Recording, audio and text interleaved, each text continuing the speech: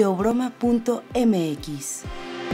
Hola, bienvenidos a otro Teobroma, nuevamente con Carlos Umbral. ¿Cómo estás, Carlos? ¿Qué tal, Julio? ¿Cómo están? Bienvenidos todos. Esperemos que estén muy bien y esperemos que les haya interesado este tema, esta serie de temas que hemos estado tratando en los más recientes Teobromas, porque vamos a seguir en esta ocasión con, algo que ya hemos estado anticipando con la serie de ilustraciones que hemos tenido en los podcasts anteriores, pero ahora sí vamos a entrar de lleno en estos símbolos, en estas poderosas imágenes, ¿no, Carlos? Así es. De hecho, bueno, pues después de... Esperamos que hayan visitado el documento que les compartimos sobre las coplas por la muerte de su padre, de Jorge Manrique. Sí. Y hoy vamos a hablar de dos obras. Es un díptico pintado por Juan de Valdés Leal, Okay, en el siglo XVII. O sea, ya es después de esa transición de medieval, renacentista de Jorge Manrique, ajá, a lo que es el barroco propiamente, ¿no? El arte barroco en la pintura, ¿no? Y que tiene por tema, volvemos a lo mismo, lo efímero de la vida personal, digamos, la vida del individuo, sí, pero también de los bienes, de las cosas del mundo, pues de la caducidad de las cosas del mundo. Entonces nos interesa mucho esto y bueno, y van a poder conocer el díptico, estas dos piezas de pintura, porque pues nos están acompañando ahorita, sí, por acá atrás, ¿no? Sí, vamos a hacer una revisión a detalle o más detallada de estas imágenes que además son interesantes, me parecen fuertes por lo que están manejando, los símbolos que traen. Así es. Pero sería bueno tratar de explicarlos un poco, al menos dentro de lo que a mí me da mi percepción y bueno, y tu análisis también. Vamos a verlo y yo creo que será interesante. Así es. Bueno, el primero de ellos, no estoy diciendo que que en ese orden se hayan pintado, pero nosotros estamos siguiendo el orden de la línea de los programas que estamos haciendo. Sí. Entonces entendemos o partimos de la idea de que las cosas cambian de un momento a otro. Uh-huh. Y eso en las expresiones de nuestra lengua equivale, y bueno, porque en la antigüedad así también se percibió, a lo que es el parpadeo. Pues el parpadeo es una de las cosas más rápidas que existe, ¿no? Es así, muchos hablan del parpadeo como el pequeño sueño, ¿no? El sueño más pequeño que nos escinde, nos separa de la realidad. Ya. ¿Tú qué opinas? Pues la expresión sigue vigente, incluso cuando decimos en un abrir y cerrar de ojos, estamos hablando de un cambio brusco, de un cambio muy rápido, de algo que puede pasar en tan solo unas fracciones de segundo, ¿no? Así es. Y que curiosamente encuentra algo así como una alegoría moderna, uh-huh, y bueno, y tú nos platicarás de eso, uh-huh, porque pues es tu oficio, en parte, sobre la cámara fotográfica. claro. O sea, cómo se logra la fijación de un momento de la realidad, uh-huh, si no es a través de un parpadeo. Sí, de un aparato que imita al ojo humano, ¿no? Así es. Sí, y que obtiene una imagen ahí. Una imagen, una fijación, digamos, de la realidad. Ajá, que capta un instante de esa realidad, que además es cambiante, ¿no? Eso también es lo fascinante de la fotografía y revisar fotografías de antaño, ¿no? Es algo que ya sucedió y que no se va a repetir y que quedó ahí plasmado, ¿no? Así es. Sí. Entonces, precisamente la obra que nos interesa analizar de uh-huh, Juan de Valdés Leal se llama así, en un abrir y cerrar de ojos, o en un parpadeo, que es lo mismo, ¿no? uh-huh. El título es en latín, es Inictu Oculi. ¿No? Es en latín para en un parpadeo. Sí. Ok. Y bueno, como lo podremos ver aquí atrás, sí, pues bueno, es una pintura con elementos ténebres, uh-huh, bastante ténebres, y vemos que hay un personaje central, que es la muerte, ¿no? Va cargando un ataúd. Sí, lo lleva bajo el brazo. Lo lleva bajo el brazo, como sí, quien porta algo, ajá, poseyéndolo. Que ya se lo lleva. Ya se lo lleva. Sí. Hay una especie de mortaja ahí, Ajá, pero también trae la guadaña, de alguna manera, ¿no? Sí, es un símbolo de la muerte, pues desde en muchas de las representaciones que se hace de este personaje, ¿no? Es curioso cómo trae, al mismo tiempo que carga el ataúd, la caja de muerte, la caja del muerto, al mismo tiempo sujeta con la mano huesuda, ¿no?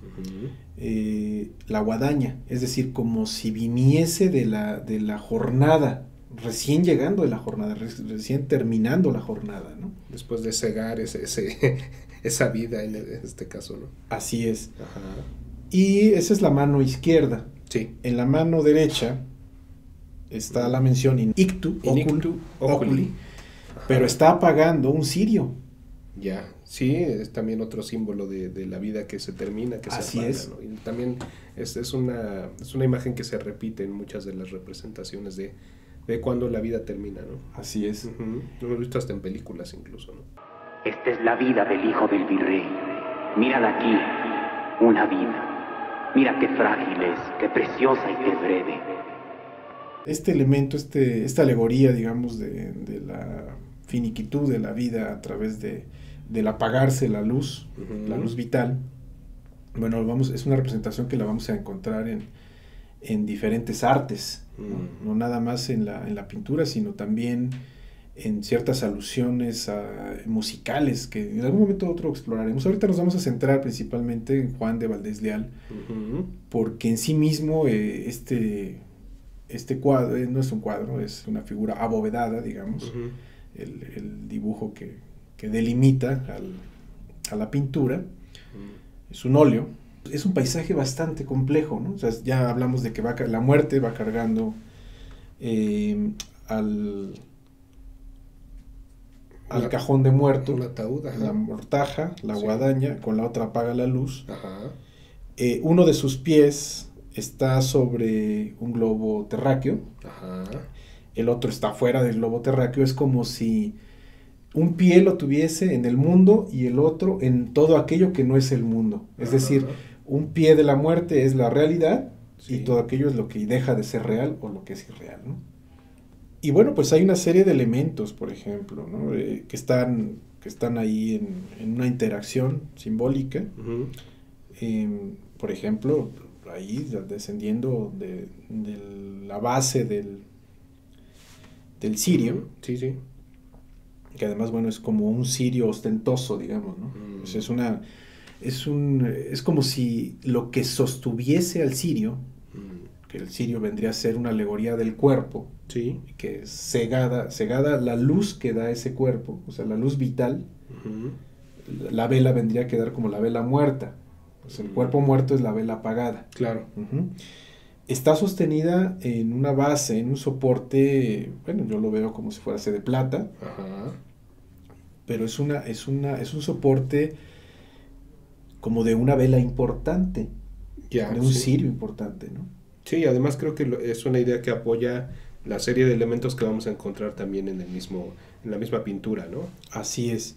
De hecho, bueno, en donde se da mayor hay una reflexión estética aquí y filosófica en esta pintura de Juan de Valdés Leal. Sí. Porque él, como artista visual, hace un alto contraste. O sea, no porque entre la gente que no tuviese, digamos, estos lujos o esta importancia aparentemente humana, pues la gente humilde, la gente que no tiene un mayor reconocimiento histórico, ¿no? Podríamos pensar, ¿no? Porque hay muchos personajes anónimos que son los que hacen la historia realmente, aunque se ha manejado lo contrario, que son las personalidades, digamos, importantes, son las que definen la historia, no es cierto, ¿no? Son las grandes masas anónimas que finalmente, a través del proceso del sacrificio civilizatorio, logran las grandes transformaciones. Sí. ¿No? Pero bueno, él como artista no está aludiendo a eso, él está aludiendo a que es el alto contraste, digamos, de la reflexión sobre que camina entre la vida y la muerte, va a ser más drásticamente visible en los personajes políticamente importantes o económicamente importantes, ¿no? Entonces, bueno, pues vemos ahí una mitra. Ajá. Que es como esta especie de sombrero, gorro, no sé. Así es. Que tiene Que lo vemos mucho por ejemplo, en un papa, podría Así ser. es, sí, los obispos. Un obispo, ok. Finalmente son elementos simbólicos que hablan sobre su jerarquía eclesiástica y bueno, pues hablan sobre todo un sistema de ideas y de creencias sobre todo son estructuras sociales y políticas, estructuras de poder finalmente. Pero también vemos coronas, por ejemplo, y todo esto está descansando sobre, digamos, un cenotafio, digamos, una figura de piedra, un sarcófago de piedra, sí, que además está semi afectado, digamos, está destruido, ¿no? Sí. Hay un manto rojo que también alude al poder, sí. Que en realidad, para ese entonces, para el, digamos, el barroco, el manto rojo aludía a los famosos mantos rojos de los césares, ¿no? De los emperadores. Que al fin y al cabo es poder figuras realmente prominentes de la época, ¿no? Así es, y que además no eran rojos en realidad, eran púrpuras. Al menos en la historia de Occidente, el rojo está asociado, pues sí, a la sangre, digamos que es lo más directo, pero tiene que ver con el poder vital. En realidad el rojo, digamos, pudiéramos decir que fue como una desviación de lo que originalmente se consideraba el color asociado al poder, que era el púrpura, más bien, ¿no? Que sí, obviamente el púrpura incorpora el color rojo, y que en ocasiones un púrpura orgánico que viene de tintes provenientes también de organismos marinos, no siempre es el mismo púrpura. Claro. Hay veces que ese púrpura estaba más orientado a los tonos fríos, es decir, los tonos azulados, y en otras ocasiones, otras proporciones de las mezclas de los tintes que obtenían de los cefalópodos en la costa fenicia, eran más rojizos. Entonces el púrpura no era un color, sino era un proceso. No era un Pantone, no sé qué. Exactamente. como actualmente, que sí puedes tener el mismo color aquí y en Asia y en donde quieras, porque hay una convención, un consenso. Sí, había ahí unas variantes, dices, ¿no? Así es. Y luego, algo importante es de que cada cultura, en cada momento histórico, pues quería ver esos mantos o esos colores pues como ellos lo concebían, ¿no? Claro. Aquí volvemos a lo mismo, ¿no? De que finalmente la realidad es una construcción, es una convención, y si no hay tal convención, bueno, pues hay una serie de interpretaciones diversas alrededor de esa realidad, ¿no? Entonces, bueno, pues tenemos a estos mantos que representan el poder, pues que también están ahí arrojados sobre este cenotafio, ¿no? Vemos también libros, porque el libro condensa finalmente pues el conocimiento, todo lo que pudiste. Sí, a mí me llama esto la atención porque ahí tenemos el símbolo de la riqueza económica, pero también que finalmente es riqueza también intelectual. Así es. Lo que pudiste acumular tanto en tus arcas como en tu mente, todo eso pues va a quedarse ahí, ¿no? ¿Qué va a suceder una vez que esta muerte, que este personaje pues te lleve bajo el brazo, ¿no? Así es. Sí. Si lo notamos, si vamos recorriendo en ese mismo orden, vemos que también hay ahí un libro de bosquejos arquitectónicos, en el que, bueno, pues se ve ahí la entrada a un palacete o a un templo, lo que sea, ¿no? Es decir, la obra física como tal, ¿no? O sea, las posesiones. Tus planes, además. Los planes, claro. ¿Qué veías en tu futuro? Bueno, no, tú podrás tener grandes planes para tu futuro, pero de un momento a otro se quedan en eso, en proyectos, en bosquejos, en planes, y que ya no se realizan, pues. Así es. Entonces tenemos el conocimiento, tenemos la planeación, los anhelos, tenemos las armas, y bueno, pues finalmente todos los elementos que pudieran definir una vida con riqueza, digamos, ¿no? Sí. Hay muchos tipos de riqueza, pero bueno, esto es lo que Juan de Valdés Leal encuentra como de alto contraste para hacer una alegoría de la fugacidad de la vida, ¿no? De hecho, yo alcanzo a ver ahí o bien un cetro o bien una especie de telescopio que es así como la perspectiva, ¿no? Si es un cetro, bueno, pues es la ejecución del poder a través del símbolo del poder, ¿no? Que tiene que ver con lo que platicamos con Héctor Guerra, ¿no? Del ejercicio del poder no como algo operatorio, sino como algo simbólico. Claro. O sea, el poder que tiene un arma al desenfundarla o al mostrársela al individuo, y el arma que tiene como el poder que tiene el arma como un instrumento que opera. Claro. Es muy diferente, pero son poderes fácticos los dos, ¿no? Así es. Y hablando de símbolos, ¿no? El cetro, un símbolo fálico también. O sea, así es. Finalmente es eso. Yo creo que él retrata muy bien con esta serie de elementos toda esta gama de riquezas y de honores y de todos estos bienes tan preciados que se quedan de un momento a otro y que pierden esta importancia porque ya trasciendes ese plano, ¿no?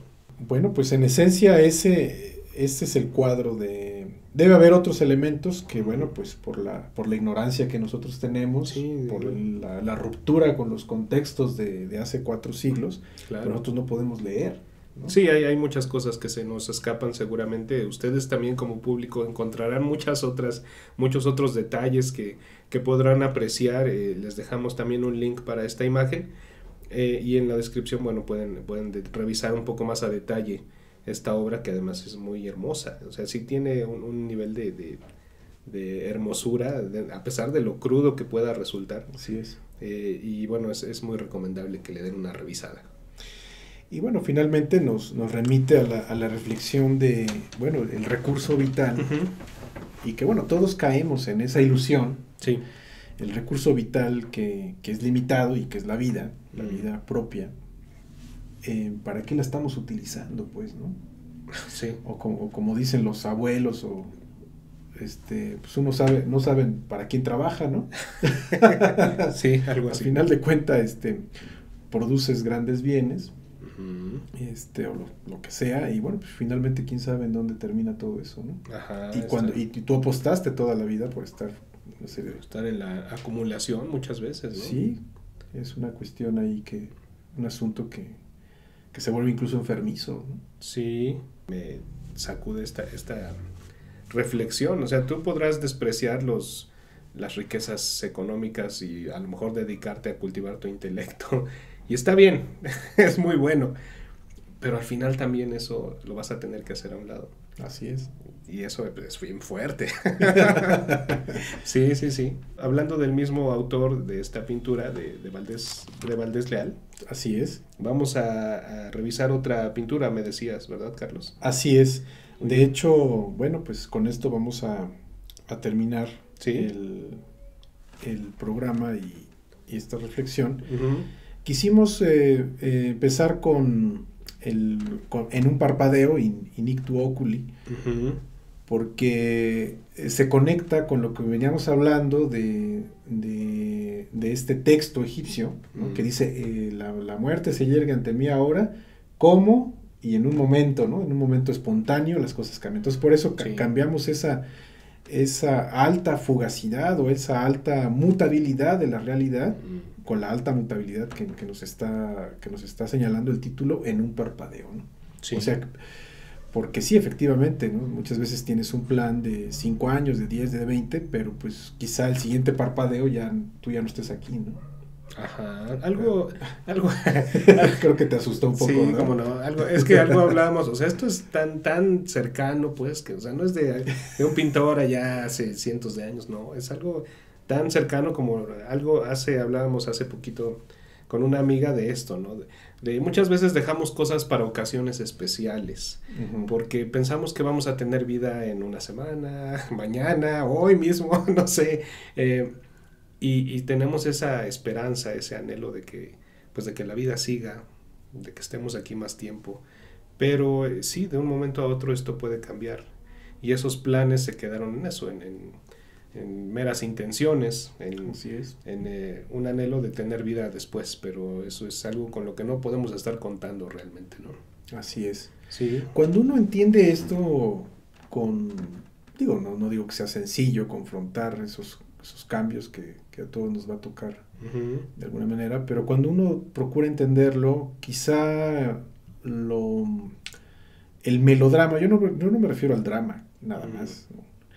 es respetable, pues, el dolor de cada persona. Ujú. Pero el melodrama, es decir, la sobredramatización, que cae incluso en la, pues, en la comedia, se diluye cuando uno tiene muy bien entendido esto desde siempre, o sea, esa caducidad, ¿no? Y entonces también lo impele a uno a reflexionar sobre el sentido de la vida, Claro. sobre qué estás haciendo con el recurso que tienes, ¿no? Que es limitado, no sabes cuánto, pero de que lo que sí tienes certidumbre es de que es limitado, Así es. ¿no? Entonces, ¿qué estás haciendo con ese recurso limitado? ¿En qué lo estás empleando? Claro. Sí, eso es una reflexión pues que se conecta definitivamente con lo que hemos estado revisando en estos teobromas. En el caso de esta obra que estamos por revisar ahora, del mismo autor de Valdés Leal, sí tenemos ahora ya explícitamente a una figura con un poder religioso, ¿no? Que Así supongo es. que para la época pues era lo más identificable también. Esto y la Sí. nobleza quizá, ¿no? Tanto el cuadro de la pintura de Inictu Oculi como la que vamos a analizar ahorita, que es Finis Gloria Mundi, o sea, el fin de las glorias del mundo, Ujú. están relacionadas con está relacionada con las reflexiones que tienen que ver con la vanidad, Claro. la vanitas, ¿no? Que, bueno, fue una de las exploraciones filosóficas sobre la caducidad de la vida y la vanidad de los elementos superficiales, digamos, ¿no? La futilidad de las cosas. Y bueno, pues como bien dices, vemos digamos, en esta segunda pintura, Ujú. en Fin de las Glorias del Mundo, bueno, que sí, efectivamente el título, como en la otra también, aparece en una banda que está finalmente, digamos, como arrojada, como caída, como naufragada, digamos, Ujú. en la parte, la parte inicial, pero también la parte básica, digamos, de la pintura, ¿no? Está arrojada ahí, ¿no? El fin de o sea, hay como un arrojamiento o un arrojar con cierto desprecio. Sí, hay El una fin de intención las ahí. glorias del mundo, ¿no? Claro. Hay una crítica también ahí, en esa. Es decir, muchas veces se piensa que las actitudes nada más son humanas, pero hay una actitud en ese objeto. Sí, Sí, está arrojado con cierto desprecio, no está puesto sobre un marco, no, está arrojado como cualquier cosa, el fin de las cosas, o el fin de las glorias del mundo. Sí, no es una casualidad que esté en el suelo y que no esté extendido, que, o sea, es totalmente en sí mismo es un mensaje, esta forma en la que se presenta el título del cuadro. Así es. Ujú. Y bueno, pues yendo a la parte superior, vemos una mano que curiosamente, bueno, está cruzada por una herida de clavo. Una herida en la mano, sí. Asumimos que es la mano del Cristo. Ajá. Está sosteniendo una balanza. Sí.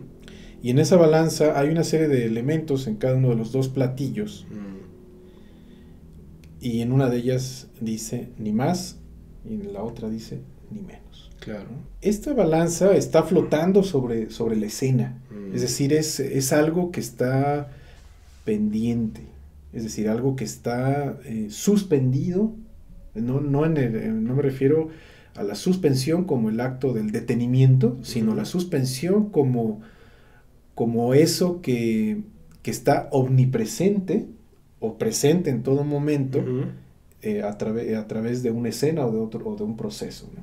Sí. La sostiene la deidad, en este caso, pues es una deidad que tiene que ver con el destino, Claro. con la vida, ¿no? Con algo que está más allá de la vida simple.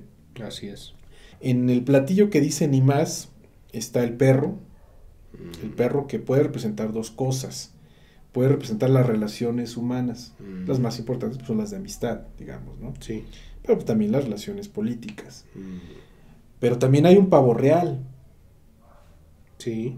Y que viene a ser como la vistosidad, ¿no? Como las investiduras, como las apariencias. La digamos. vanidad también, ¿no? Lo que decías. Así también. es. También vemos el cráneo de un macho cabrío, que vendría a ser una alusión directa a la lujuria, digamos, ¿no? Sí. Entonces tenemos las relaciones humanas, tenemos las investiduras, las apariencias, los aspectos, el deseo, tenemos un corazón ahí, Ajá. que es diametralmente opuesto al otro corazón que está en otro platillo, y ahorita lo vamos a comentar. Ujú. Y este corazón pudiera estar, digamos, relacionado con una especie de pájaro negro o ave negra. También uno de los recursos que tenía los pintores era crear pinturas ambiguas. Hay cierta ambigüedad para que tú interpretes de una manera o de otra, o una forma libre, Ujú. su trabajo. Es decir, es altamente eficiente en términos de significación. Sí, además te da como espectador una libertad que además se agradece, ¿no? Y que también se vuelve intrigante, ¿no? Así es. No vamos a tener aquí al autor para que nos explique, pero bueno, esa capacidad que tenemos de darle múltiples significados a esto que estamos viendo también es algo muy atractivo. El cuervo, si tú lo recuerdas, y bueno, y como se ha observado en la etología contemporánea, el cuervo es un animal sumamente inteligente, Ujú. que hacia la antigüedad representa la transición del mundo, hacia algo así como la metafísica, ¿no? Ajá. O sea que hasta cierto punto los pensamientos metafísicos son banales también, ¿no? O Sí. sea, hay una autocrítica al mismo cuadro. Claro. Pero también las aves negras, o en este caso el cuervo, son seres que acumulan, Ya, sí. ¿no? Que Sí. se ha dicho que en los nidos de los cuervos a veces se han encontrado botones, monedas y hasta joyas, ¿no? Sí, objetos brillantes, ¿no? En otras palabras, es la avaricia, ¿no? Ya. Sí, sí. Entonces tienes las relaciones sociales, la lujuria, la vistosidad, la avaricia, las bajas pasiones, porque está él posado o semiposado sobre un corazón carnal, digamos, ¿no? Porque en el otro hay otro corazón que es un corazón metafísico, en el otro platillo, pero en este caso es un corazón carnal. O sea, la avaricia en cuanto a los objetos, pero también la avaricia en cuanto a las pasiones. O sea, es un platillo bastante cargado, ¿no? Claro. Y en el otro hay un libro, hay una llave, Ujú. hay un corazón sagrado, digamos, Ujú. y bueno, otra serie de elementos que ya son ambiguos, no se alcanzan a leer con precisión, Ujú. pero que finalmente quien viene a determinar todo esto es la leyenda, ¿no? Ni más de la vanidad o de lo mundano, ni menos de lo espiritual.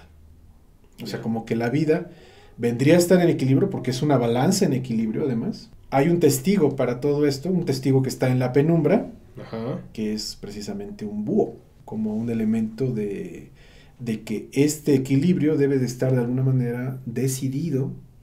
El búho es uno de los atributos de Atenea, Sí, sí. la Atenea griega o Minerva latina, ¿no? Hablando de sabiduría también, ¿no? Ajá, y de dónde emergen ellas, pues de la cabeza de Zeus, Ajá. Júpiter, ¿no?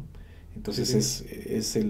el búho tiene que ver con eso, pues con las decisiones racionales, las decisiones conscientes, consensadas, o sea, que depende de ti, pues, o sea, no es un accidente que esto esté en equilibrio, sino que depende de que sea sensato, de alguna manera, equilibrar esas dos cosas. Es un cuadro poderoso por eso, ¿no? Claro. Porque tiene una serie de elementos que finalmente, bueno, pues se van configurando un significado. Todo esto está flotando sobre la escena de muerte, que es, bueno, pues es finalmente un hipogeo, un subterráneo, ¿no? Aquí lo vemos porque, bueno, la luz entra de arriba hacia abajo. Sí. Y hay dos figuras centrales, ¿no? La figura del poder espiritual en la tierra, que es el Papa, con su mitra y su bastón de mando. Sí. Sus investiduras también de seda y oro, pero que bueno, finalmente están envolviendo un cuerpo corrupto. Claro. Un cuerpo en descomposición, un cuerpo que ya terminó sus funciones en la tierra. Sí. Hasta los zapatos están rotos, esos zapatos calzados que pisan el suelo a través de telas muy finas, pues están abiertos, están rotos, ¿no? Y al lado de él descansa otro cadáver, más reciente, sí. que es el de posiblemente un señor, digamos, un mandatario, un señor de la guerra, un personaje con grandes recursos, ¿no? Y finalmente, bueno, pues están los dos en el mismo plano. Entonces, los grandes atributos metafísicos, los grandes atributos espirituales son equivalentes a los grandes atributos materiales, pero son igualados por el proceso de la muerte. Así es. ¿no? Y por eso el título de la pintura finalmente Uh-huh. es el fin de las glorias mundanas, ¿no? O sea, sean hacia ese tipo de actividades o hacia el otro, ¿no? Aquí hay que recordar esto que, bueno, aparentemente era una leyenda urbana, ¿no? Pero parece ser que no lo es. Me parece que no lo es, o sea, sí hay, es algo relativamente fácil verificar. Uh-huh. El asunto de la criogenia, ¿no? O sea, de los que se congelan para poderse resucitar en un futuro, ¿no? Con esta esperanza de inmortalidad, ¿no? Así es. Que no es otra cosa que la avaricia del cuervo, ¿no? Que es la de volver a recuperar lo que era de ellos, ¿no? Porque ¿para qué vas a regresar? No sabes ni siquiera lo que hay en el futuro. Es para no dejar ir. Es una gran avaricia también. Claro, sí, es una... Pero además es un sueño que tiene el ser humano desde hace muchísimo tiempo, desde antes de que se empezara a desarrollar esta tecnología, ¿no? Sí es... Y ahora pareciera que ahí está un pasito más cerca de intentar algo así, ¿no? Que es totalmente... Pues hay mucha soberbia en eso, ¿no? Sí. Y quizá mucha inconsciencia. Avaricia, finalmente. Sí, sí. Uno de esos personajes es Walt Disney, ¿no? Sí, se habla de eso, ¿no? De que estaba criogenizado. Sí, parece ser que sí. Pues habla de no querer dejar ir, ¿no? De no querer soltar esas glorias del mundo. Exactamente. O sea, que no haya un fin para sus glorias en el mundo, ¿no? Sí. Pues ¿Tú qué harías, Julio? ¿Tú sí las soltarías? Hay otra, recordando esto, hay hasta películas de esto, nuevamente, bueno, mis referencias son esas, de personas que plantean alcanzar la inmortalidad, no en tu mismo cuerpo, sino como en un disco duro, ¿no? Quizá, Ajá. Tu conciencia, todo tu ser, pero como si fueras en una USB, haz de cuenta, ¿no? En un disco duro, quizá ya no con el mismo cuerpo, pero de algún modo mantener tu conciencia, tu personalidad, tu ego, transferirlo a otra cosa, ¿no? Es otra, hablando de esos anhelos de inmortalidad, ¿no? Así es. Sería... Vaya, ese anhelo de volverte una especie de deidad, de volverte inmortal, de no morir, a mí pues yo creo que también sería un tormento, ¿no? Una vida eterna sería... no lo sé, quizá porque uno no llega a ese umbral, tener además esa oportunidad de envejecer y de ir sintiendo que te acercas a la muerte, sí es angustiante, pero también de algún modo es una especie de privilegio, porque también puede ser que de un momento a otro te pase y ni cuenta te des, ¿no? Es fascinante, ¿no? Sí, hay mucho que reflexionar al respecto y yo te agradezco mucho que compartas estas reflexiones. Yo creo que sí son muy útiles, porque también sin clavarse en nada más pensar en la muerte, pero sí es algo que tendremos que enfrentar y que vale la pena reflexionar, ¿no? Sí, finalmente, bueno, pues vivimos en esta ilusión, uh-huh. como ya lo hemos mencionado en otros teobromas anteriores, esta ilusión que ahorita se acrecenta más porque estamos en esto, ahorita quienes nos acompañan ahorita nos están viendo a través de una realidad electrónica, uh-huh. ¿no? Un proceso informativo electrónico que no deja de ser ilusorio, porque nosotros estamos en términos informativos, sí, informáticos con ustedes que nos acompañan, pero no estamos físicamente con ustedes. Es decir, estamos y no estamos, pues. O sea, es una ilusión también. Y quién sabe cuánto tiempo vamos a estar, ¿no? A lo mejor ya no estamos. También. y lo que ustedes están viendo es como ver la luz de alguna cosa allá en el espacio, ¿no? Como una estrella, ¿no? Sí. Y también eso también es interesante, es fascinante. Y es una cierta forma de dejar un rastro por ahí en este camino, ¿no? Al menos una contribución reflexiva, como la del egipcio de hace 4.200 años, sí. O las reflexiones de Jorge Manrique, ajá. O estas dos reflexiones pictóricas de Juan de Valdés Leal. O sea, finalmente el nombre y el apellido son lo menos importante. Me parece que lo importante es la idea, el tratamiento de la idea, el abordar la idea, el no perder de vista la idea, porque en este momento, bueno, pues hay un flujo tal de información que la vida se va en eso, en estar contemplando el flujo, pero no anclas ciertas cosas que, bueno, pueden ayudarte a vivir el recurso limitado a la vida, pues de una manera, pues yo no sé si mejor o no, pero al menos más digna, ¿no? Claro. Sí, esta es una forma, no tratar de equipararse, pero sí de mostrar nuestra identificación con estos temas que en su momento pues ocuparon mucho del pensamiento de otras personas en otras épocas. Así es. Sí. Y pues eso sería todo por hoy. Pues muchas gracias, Carlos, gracias por estas reflexiones. A mí sí me deja mucho en qué pensar y qué valorar también en este momento efímero, ¿no? Con mucho gusto, y pues les damos las gracias por acompañarnos. Gracias por estar con nosotros en esta emisión. Les invitamos a revisar estas obras. Dejamos ahí unos links para algunas de las imágenes en la mejor resolución que encontramos. Y bueno, denles una checada, la verdad es muy recomendable. Muchas gracias por acompañarnos y hasta pronto. Hasta pronto.